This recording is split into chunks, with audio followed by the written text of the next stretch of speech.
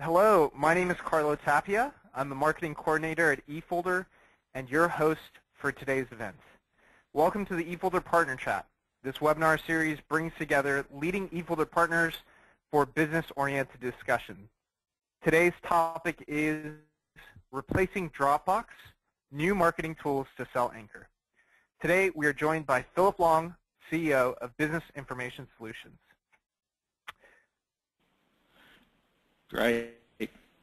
Good to meet you guys, and glad to be here. Thanks so much for coming on, Phillip. So before we go through the agenda, let's cover a few housekeeping items. Today's session is being recorded. The recorded version of the webinar will be made available on eFolder's YouTube channel. We will also make copies of the slides available to those who registered for the event.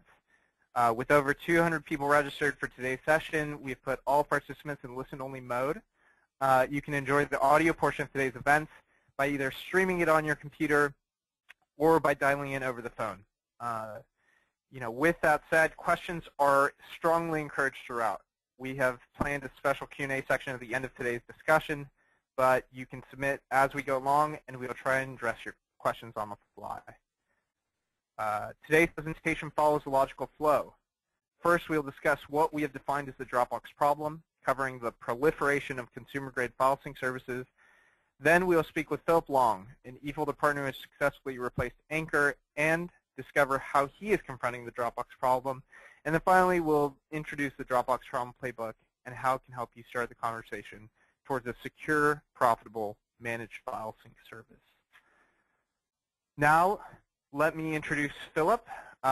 Through thought leadership seminars, webinars, and private consultations, Phillip Long has established a reputation of being a business process developer, marketing strategist, and technology guru. His dedicated experience and vision for success was made clear when he hit multi-million-dollar stats in the technology industry in 2004, just 2.5 years from inception. Since that time, he has developed a comprehensive set of solutions to help entrepreneurs and business owners market their products and services and manage their business processes to ensure the highest quality. His passion is to take businesses of all sizes and market verticals to the next level by providing solutions and guidance through proven business quality processes and value-based technology solutions. In late 2013, Phillip started a consulting firm, Veritas Consulting Group, with a focus on helping clients build highly organized and performance-driven systems using disk profiling techniques and coupling a process-driven management system. As a business consultant, he works tirelessly to ensure clients are hitting the high marks it takes to be successful in today's competitive business environment. Phillip, thanks so much for joining us. Welcome again. Where are you calling out of, Phillip? Today I am actually calling from my home office here in Silver Hill, Alabama, which is really basically between Pensacola, Florida, and Mobile, Alabama. Awesome.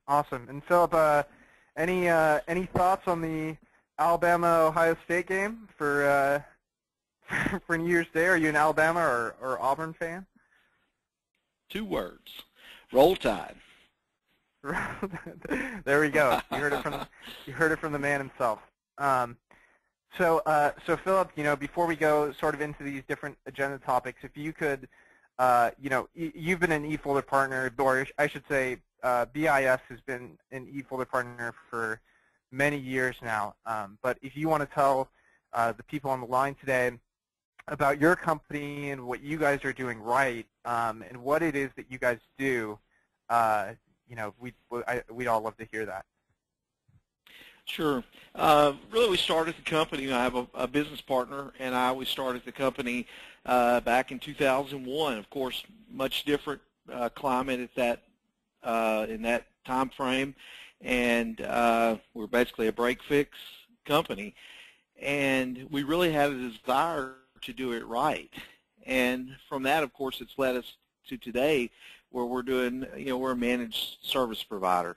We still have a few break-fix clients that we need to convert or get rid of, but we live in a kind of a smaller market, and I don't know, we just haven't quite moved all the way. But the majority of our revenue is certainly coming from our managed services practice, and I also own a marketing company where we do social media, web development, internet marketing, SEO, and we also own an office equipment company where we're an authorized Kia, Sierra, and Canon dealer.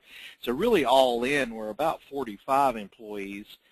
We've got 161 managed clients with roughly 2,500. That's probably a little old, maybe up to 3,000 end users currently. And we service primarily the Mississippi Gulf Coast, all the way, like maybe up 30, 40 miles up the coast over into Pensacola, Pace, Florida area.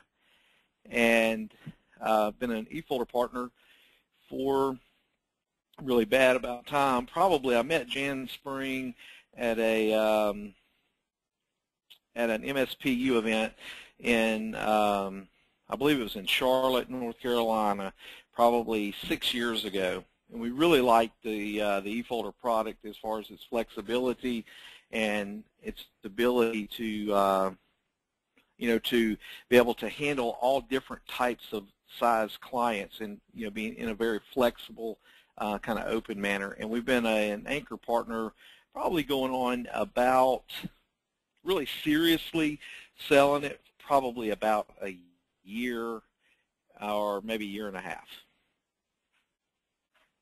Okay, great. Well, that's perfect. Yeah, it's good to see that eFolder has obviously grown with you, and we will make sure to update the slide to represent your guys' new success. It's awesome to hear that you guys are at 45 employees and 3,000 users. So some really impressive stats on your business. So let's dive right into it and talk about what is the Dropbox problem. So the Dropbox problem is this term that we came up with to describe the proliferation of these consumer-grade file sync services. And the reason we use Dropbox is because Dropbox is what comes to mind when people think file sync. The fact of the matter is that in May of this year, Dropbox announced they have 300 million users. Right? I mean, it was the first file sync market to be introduced as simple and free, and it's one of the fastest growing in the world, undoubtedly. But the question that's sort of been raised is, as Dropbox has transitioned from this consumer-grade file sync service into the business and into enterprise, you have these business owners of all sizes asking, is Dropbox really safe for my business to use? But we'll come back to that sort of question and address why it's not. But before we do that, let's take a look at some of the reasons why employees in the first place or business owners choose to have Dropbox in the workplace. And these are some of the common things we hear from partners. They have business clients that are saying Dropbox is easy to use, or Dropbox is free, or it's the most probably the most dangerous one is, or the one that we want to draw attention to, is it's what I use at home. And what makes this sort of a problem is that in most cases, business owners don't really understand the security risks that they're assuming by having a consumer-grade file sync service in their business environment. And that's why we put number 4 is because they don't know any better. Either they're unaware of these risks, or they don't know that there's a secure alternative that's easy to use, that their employees can understand and still work securely on. So that's sort of how we frame this, this discussion, is that you're coming up against these reasons for using Dropbox, and how can you start a conversation if if this is what you're coming up against. So we're gonna jump right into that. Phillip, what other reasons have you heard, or what do your clients say around Dropbox? I think you really cover it there. I think that it's it's like in the southern market. I know we probably have people from all over the country, but we don't have a soda or a pop. We have a Coke. And I think whenever you think about Dropbox and file syncing products. Most people refer to it, even if it's Box or something else even, they're going to refer to it as my Dropbox because they kind of got out there first. And I think that just by definition and by the way that it has been the first one to hit it big or whatever, that's the one that people hear about more often and kind of migrate to. But I think your item number 4 to me is really our role as IT consultants and as trusted advisors, is that we really have to be thought leaders in the market and letting these people know the risks that are associated with them, because it's like anything else. That's why we want to have a large team of technical people and a large resource from a sales and marketing standpoint, is because we all basically know what we know, and there's things we don't know, and we need people to walk alongside of us and to basically educate us, which we refer to that as thought leadership, and that's really our role. And I think that's one of the things that we do or are beginning to do really well is our thought leadership, and it's lending itself to a lot of success.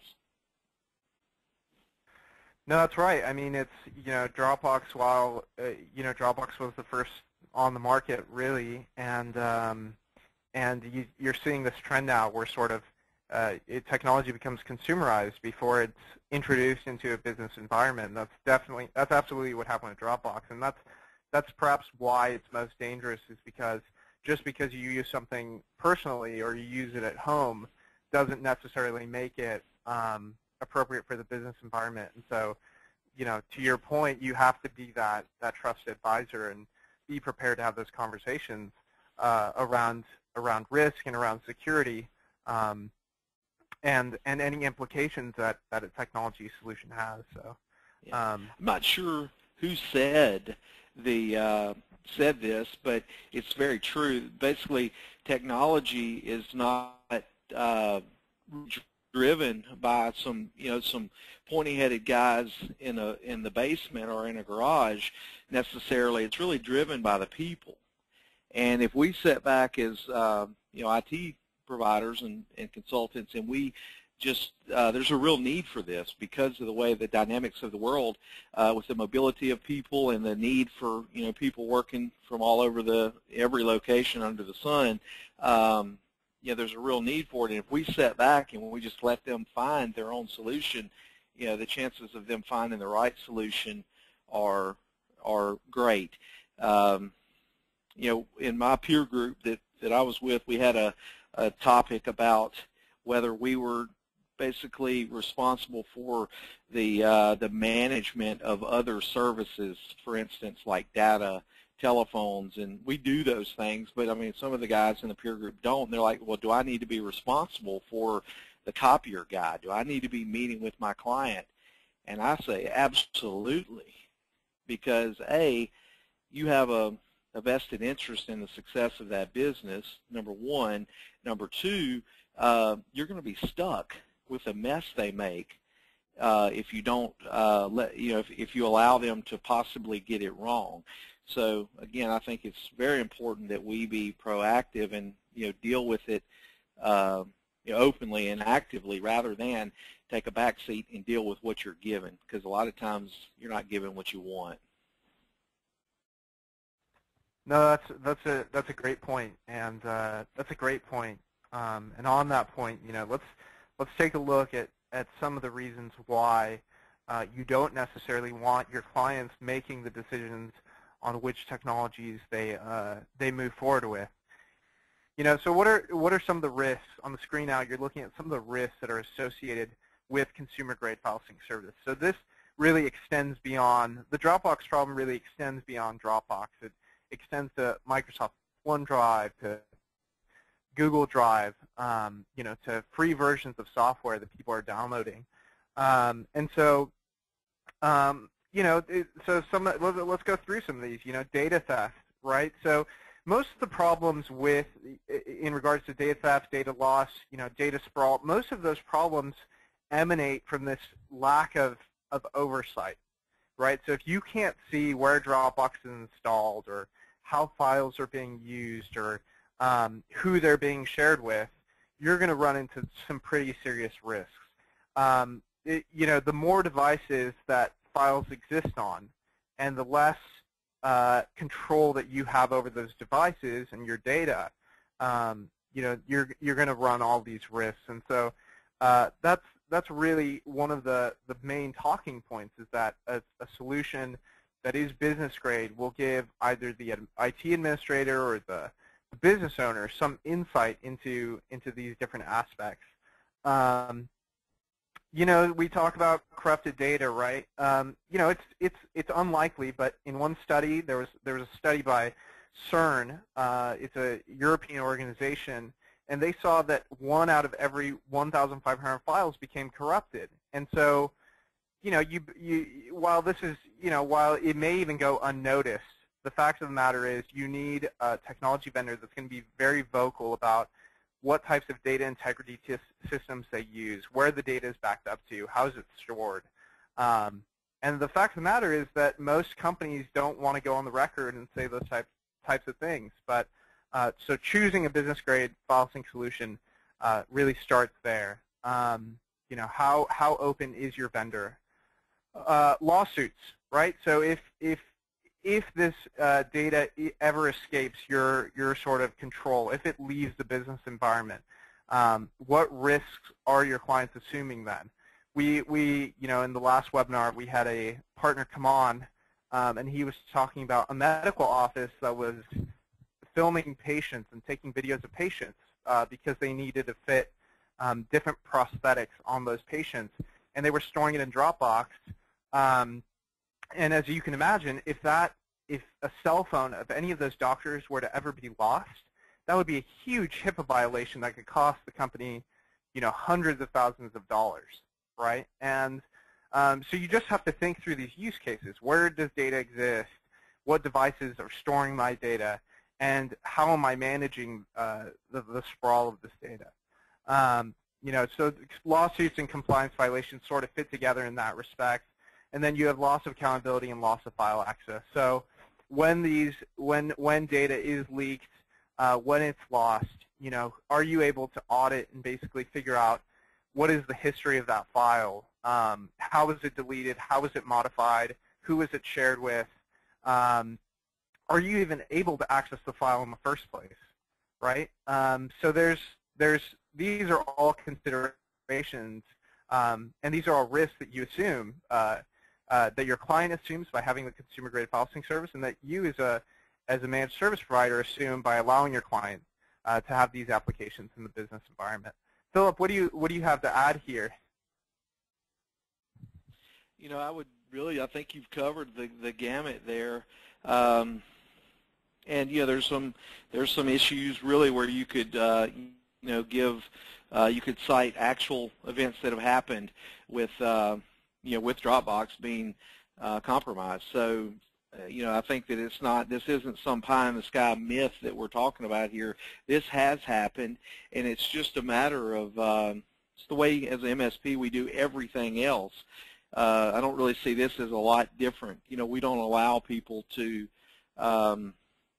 run AVG free on our networks. We don't allow them to use consumer grade. This, to me, I would class this in a consumer grade market, of course, like you have it listed there. And we don't allow them to run consumer grade products elsewhere in the environment. And because we know the risk, we know not only the risk, but also it gets down to accountability for you as a vendor having to support a product that you really don't have support on, and so it runs really deep.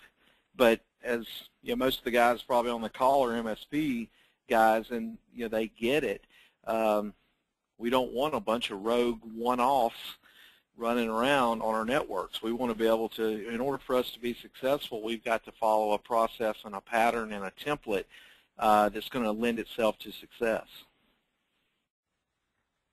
Yeah, that's absolutely right. And just on the next slide on the screen here is my follow-up question to you, Phillip, is how do you communicate these risks to clients? So as a service provider, as a consultant, you're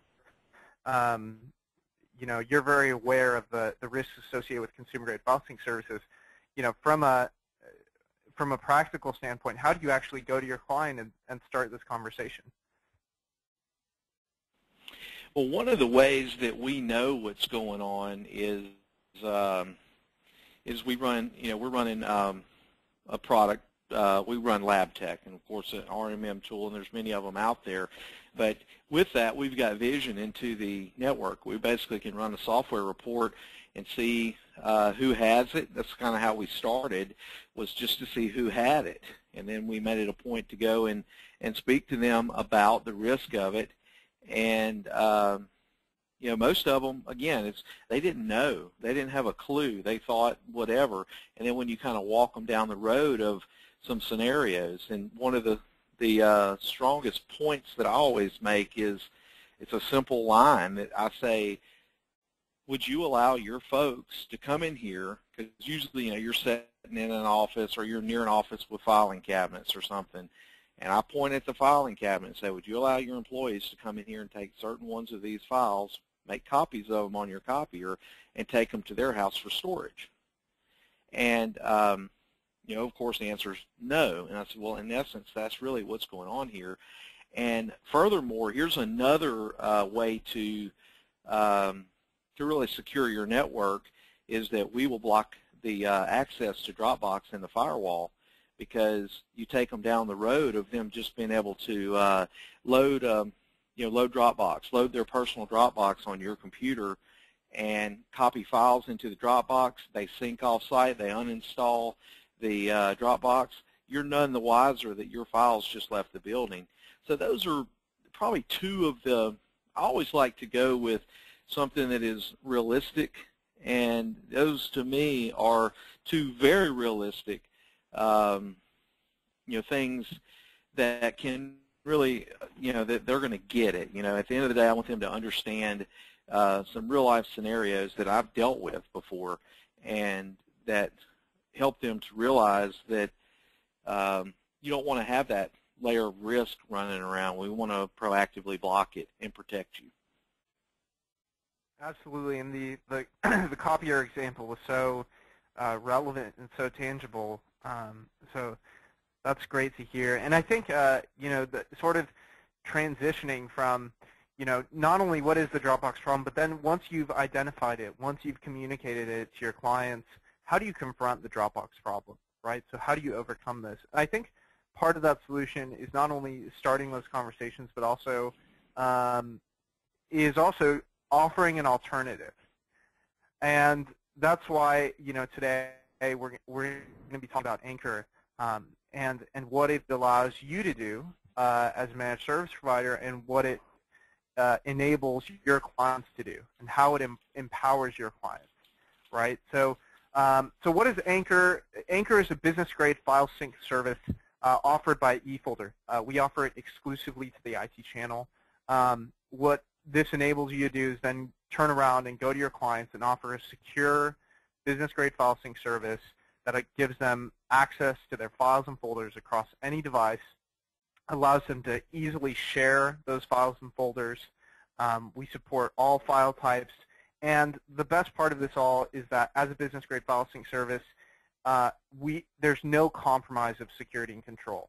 This is a service that's managed by you with an extensive dashboard, with extensive reporting, with history of files and folders, with security measures, whether that's setting expiration dates on shares, or it's setting download limits, or enforcing credentials. This is really a robust alternative to Dropbox, and not only that, but it's also very friendly and intuitive and easy to use. And so it's not something where there's a steep learning curve. It's something that your clients can adopt today and replace Dropbox with. And Phillip, I think this is a great opportunity for you to talk about how you got started with Anchor, how you and what's just been your experience with Anchor, and how have your clients received it? Yeah, it's really funny how I got started with Anchor. Was I actually was approached by Anchor before eFolder purchased them. So I was interested, and I was speaking about it at an event with some of the guys from eFolder. And so anyway, that's really how it all got started. And but really, I think for what I'm trying to do with my clients is, of course, secure them and protect them. That's a given. And again, I think a few things that, if we were to have a product, let's just say that was half the power, if it were, or half the capabilities of Dropbox, but it was very secure, well, that'd be an uphill challenge. But not only can you say with this, I can say, yeah, you know what, it's not secure, but then I can say, and let me show you some benefits of this product over that product. So it's really by far a much more superior product. So that's one way. That's usually I throw out a couple things, concerns about security, and then I say, and then really we want to be able to develop a solution using this product and how it can help your business that really Dropbox wouldn't do. Again, most people are using the free version of Dropbox. It doesn't allow for team sharing. It doesn't, there's no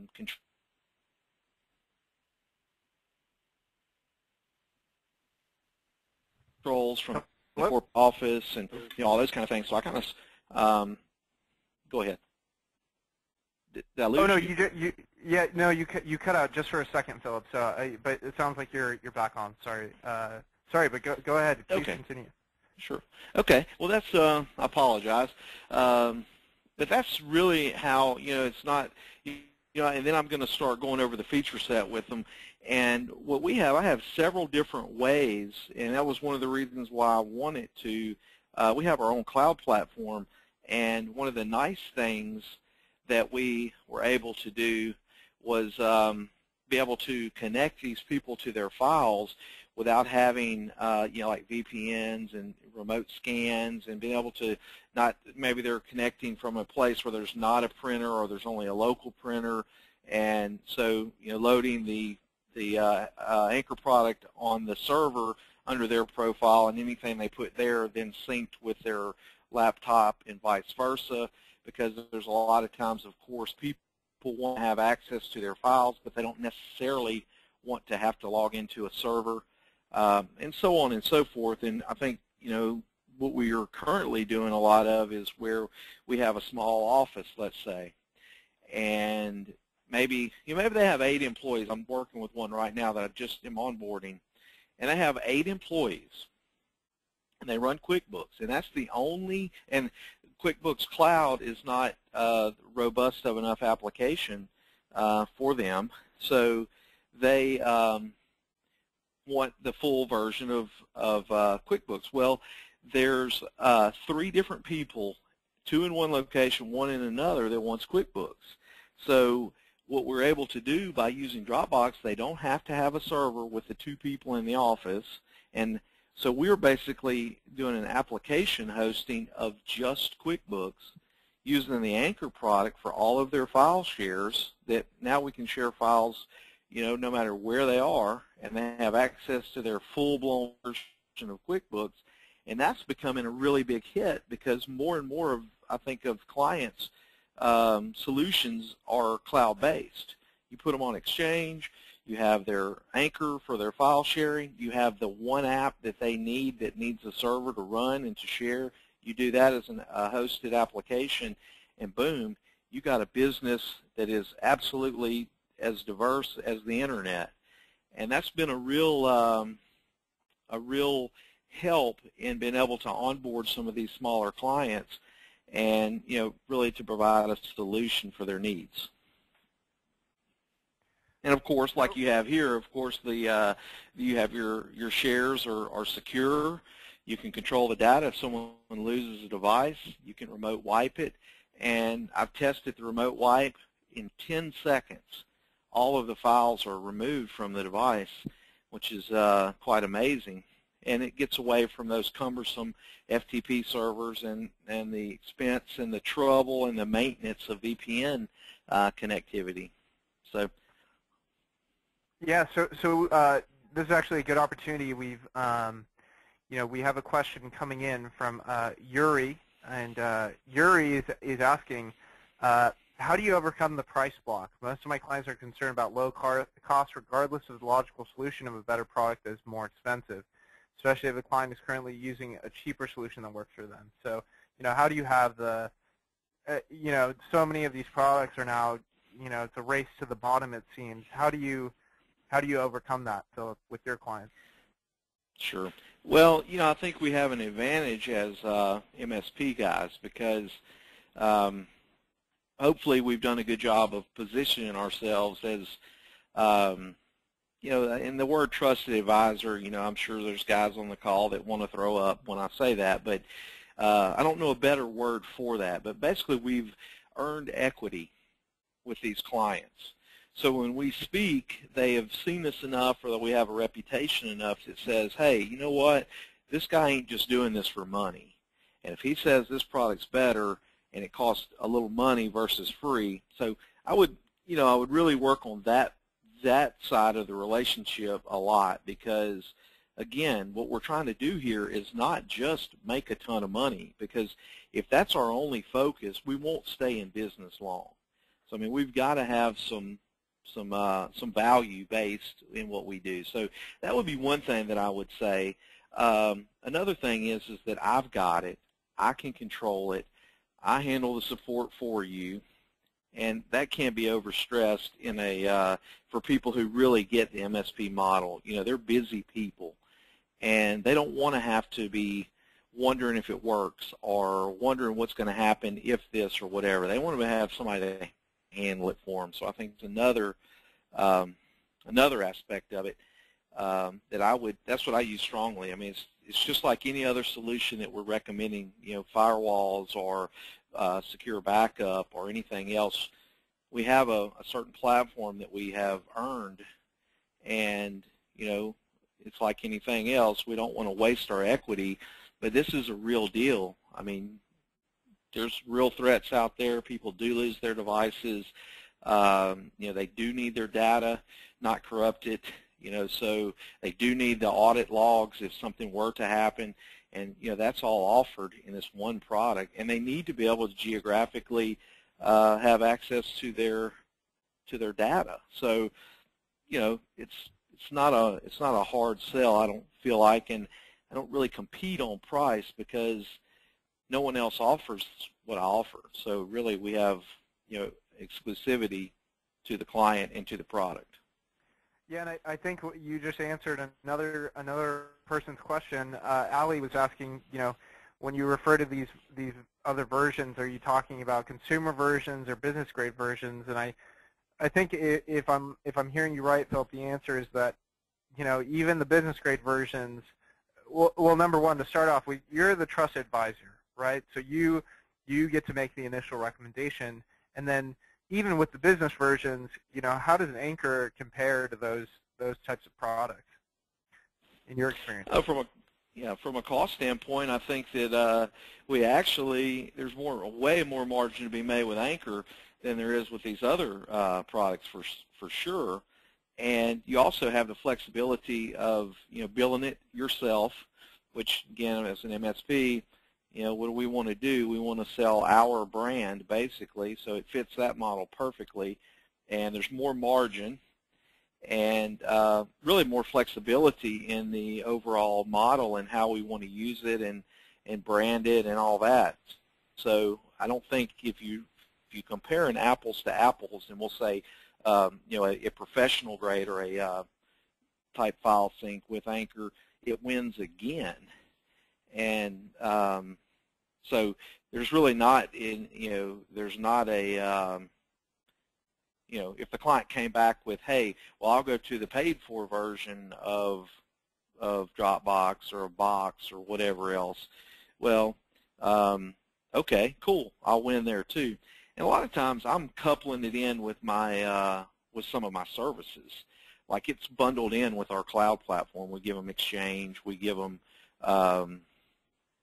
antivirus, we give them Cloud Sync. We call it Cloud Sync. BIS Cloud Sync, but Anchor.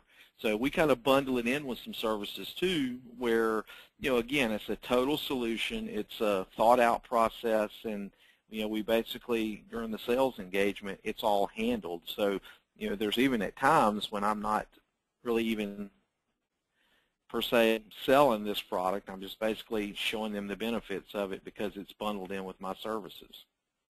It makes it a we do rather than a me too to the client, and and we offer this and we add this value to your business. And again, if you don't give them something, they're going to migrate to something that we're going to have to deal with, and not make any money off of dealing with it, number one, and number two, we're not going to have support to back us up in case there is a real issue with it. I don't know.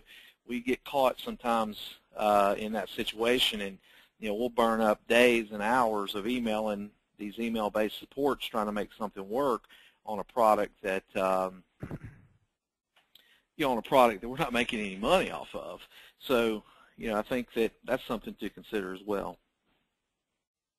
Right, right. So a few other questions that I'm going to answer quickly here.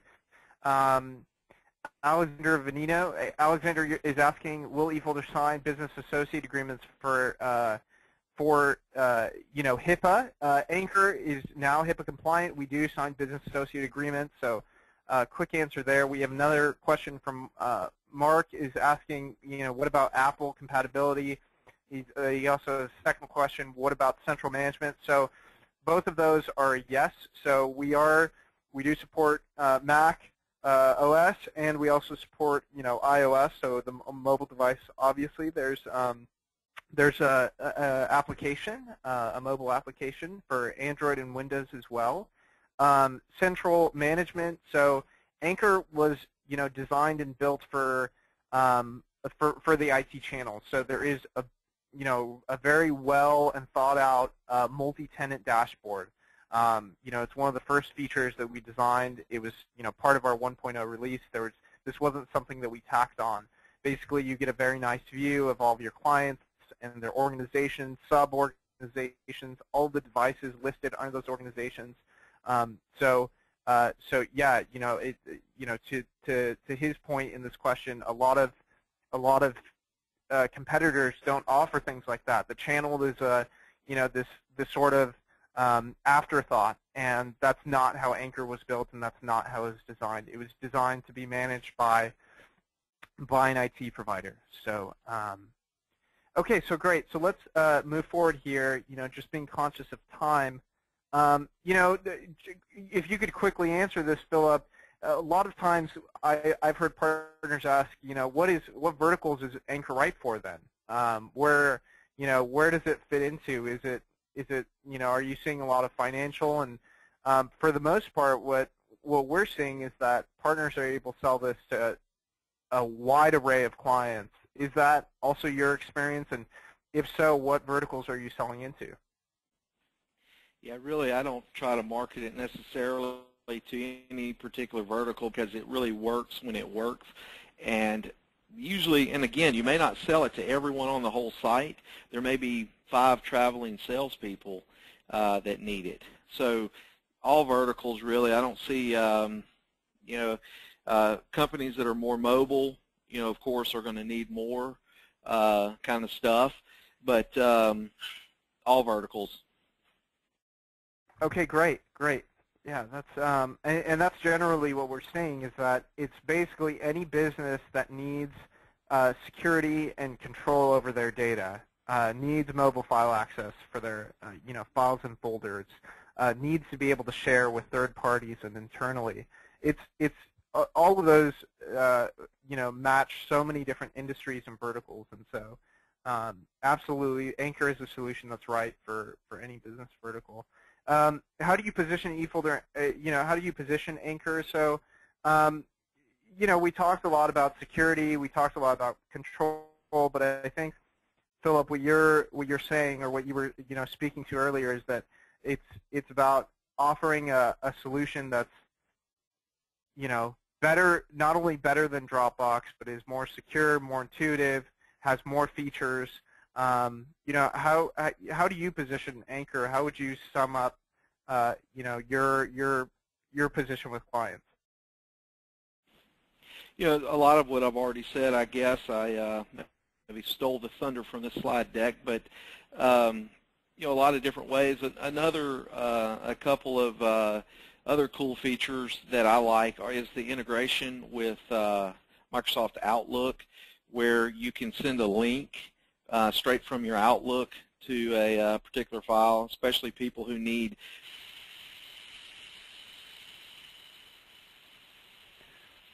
It sounds like we got some feedback from Phillip. really large files. You can just send that link. Hello? Okay, am I back online? There you are. Yep. Yeah, am I back online? Yep. I'm sorry, I don't know what's going on here, but basically, I don't know if you heard about the feature for the integration between Outlook. Yeah. Yeah, that is really nice because you can set, for instance, if it's a sales quote, you can set it to say, send me an email whenever they open the link. So that's really neat. It's fast, it's easy, and really powerful. You know, it's just a lot of things, and because I use it every day, I am able to really show the benefits of it. Okay, great. So let's move forward quickly here. Just, you know, talk about pricing and sort of. I guess I'll provide some context. You know, generally, a file sync service, you know, you have your consumer-grade services, which are on the very low end, but a business-grade file sync service with features that are even, you know, remotely comparable to something like Anchor is typically the market rate is between $25 and $35. So, you know, we'll talk about pricing at the end and how we deliver that to you, but the takeaway is that we give you more than enough room to make a hefty profit and margin on a managed file sync service. And so, Phillip, if you want to, you know, add on, you know, how you're pricing and packaging this with clients. Sure, Carlo. You know, we do it everywhere from, again, where it's kind of bundled in and hidden, but kind of my secret pricing structure is a bit of a swag method based off of really how much data, but normally we sell it for between as low as 12 to some clients with a lot of users, as high as 20, and we'll bundle in like, say, 100 gigabytes. We'll do, you know, $12 to $20 with 100 gigabytes worth of centralized storage is how we price it. But again, I'm making usually 100 points on the deal most of the time. Okay, great. Okay, and so, you know, quickly here, we're you know, part of this discussion is once you've onboarded with Anchor, you know, once you become an eFolder partner, how do we help you go to market, and how do we help you deliver this to your clients? So what we'd like to do now is talk about a new resource that we're providing to all eFolder partners and to everyone on the call today. And this is the what we have labeled the Dropbox Problem Playbook. So it's going to allow you, this playbook is the second playbook that we've launched for Anchor. For those of you who are familiar with our playbook format, we create a playbook. It's a PDF document that's full of customizable sales and marketing tools. All of these can be branded by you. We have them in editable formats. You know, let's just take a look at that now. And okay.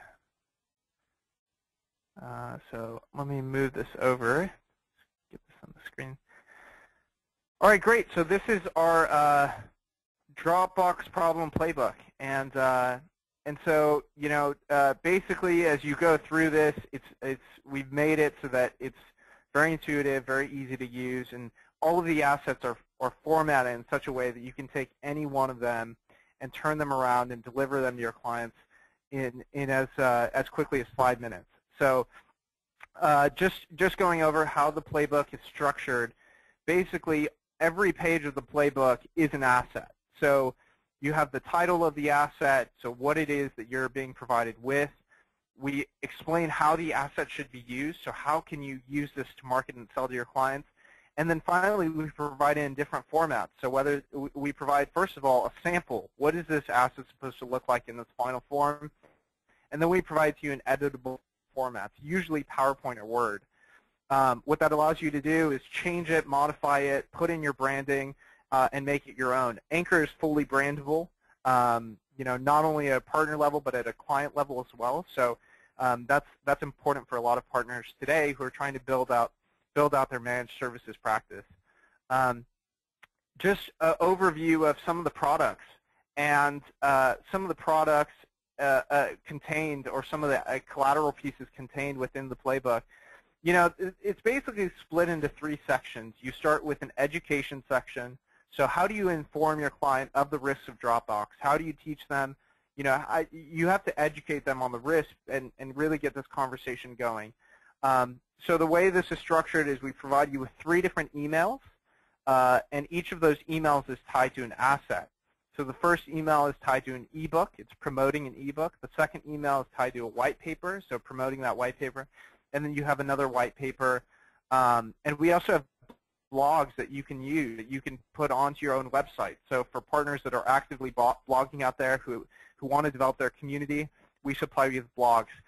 The second part of this is an event section, where basically we give you all of the assets you would need to conduct your own events.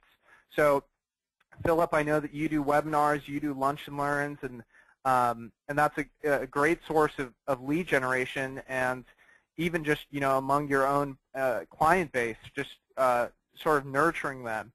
And so we give you all the assets you would need to conduct your own webinar, your own lunch and learn, and then we also give you the presentation that you can give at that webinar and that lunch and learn. And again, all of this is modifiable, it's customizable. And then finally, replace. So once you've done these steps, once you've educated the client, you've held your events, how do you actually go in and have that sales conversation? How do you sit down with them and talk about actually replacing a solution like Dropbox? So we provide you with 2 competitive sheets, whether that's Dropbox Basic or the Dropbox for Business version. So I'll go into some of these assets quickly here. Just here's an email. This is the very first email, which promotes the ebook. So the PDF is structured so that you can click on any of these files, and you'll be directed to a link where you can download the asset. Once you've downloaded the asset, we've highlighted all of the areas that you basically need to fill in. You're going to obviously change your client's name. You're going to create your own landing page.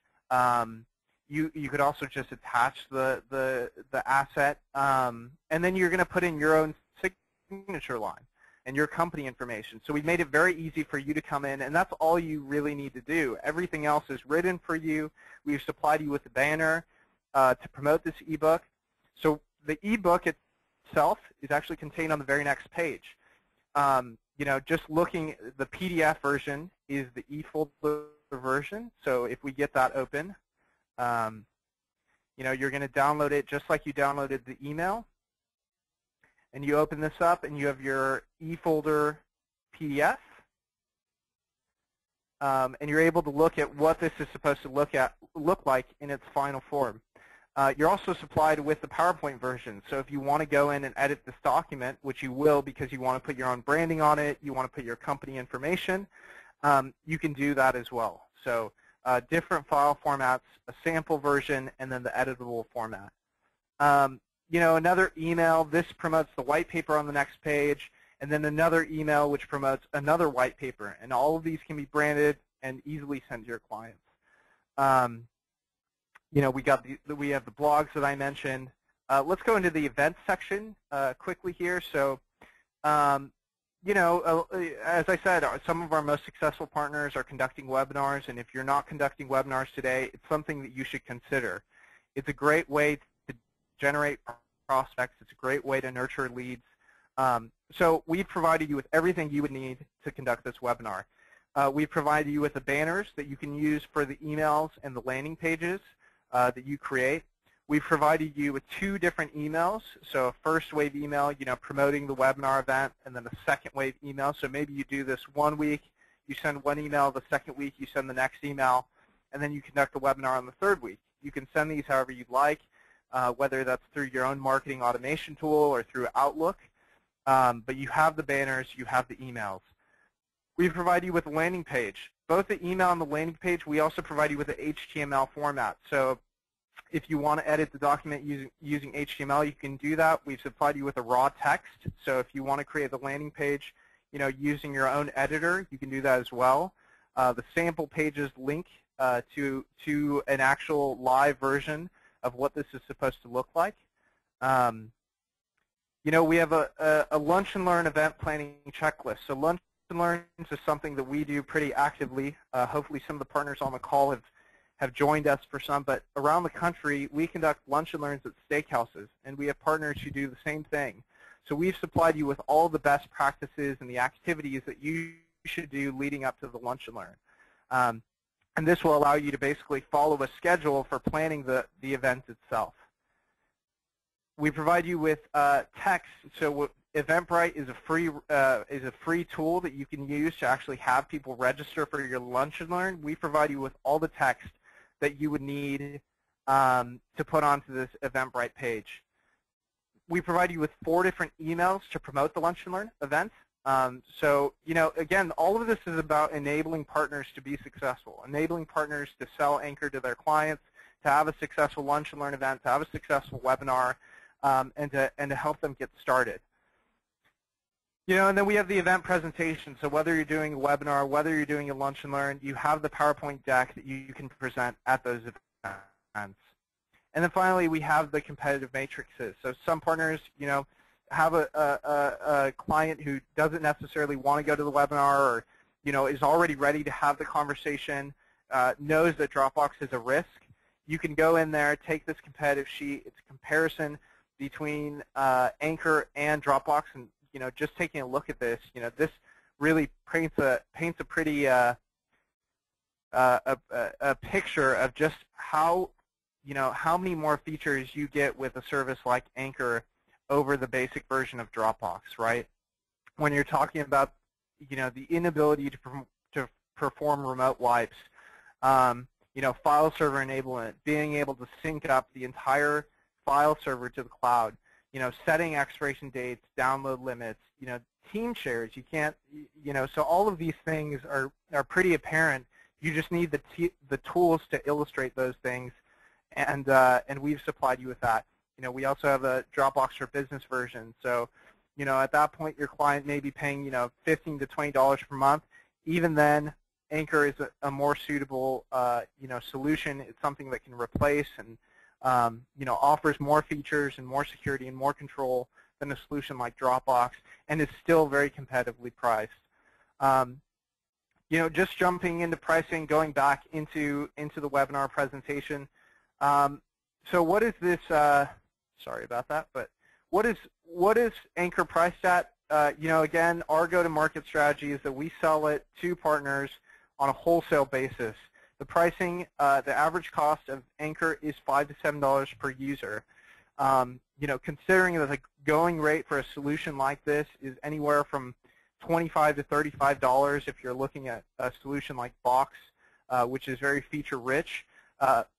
Generally, we have partners who will then resell Anchor to their clients for anywhere from $15 to $25 per user per month. There's several ways to go to market. You can bundle this into your managed services. You can sell it as a standalone service. There's several ways that you can go to market. We leave that entirely up to you. We're here to support you with marketing resources, technical resources, sales resources, everything that you need to be successful. All you have to do is turn around, make a good decision on your client's behalf, and give them a business-grade file sync service. Just talking about the way that we function and sort of our culture, we're month to month. So if ever if you don't want to subscribe to an annual commitment, or you're not ready to make that leap, we have month to month, so we're flexible in that respect. Support and maintenance, as a channel-focused company, it's dedicated to you.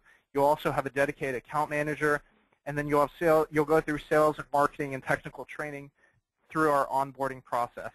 So a lot that I've thrown out there, and just being conscious of time. There's about 2 minutes, and Phillip, do you want to add anything? I just ran through quite a bit.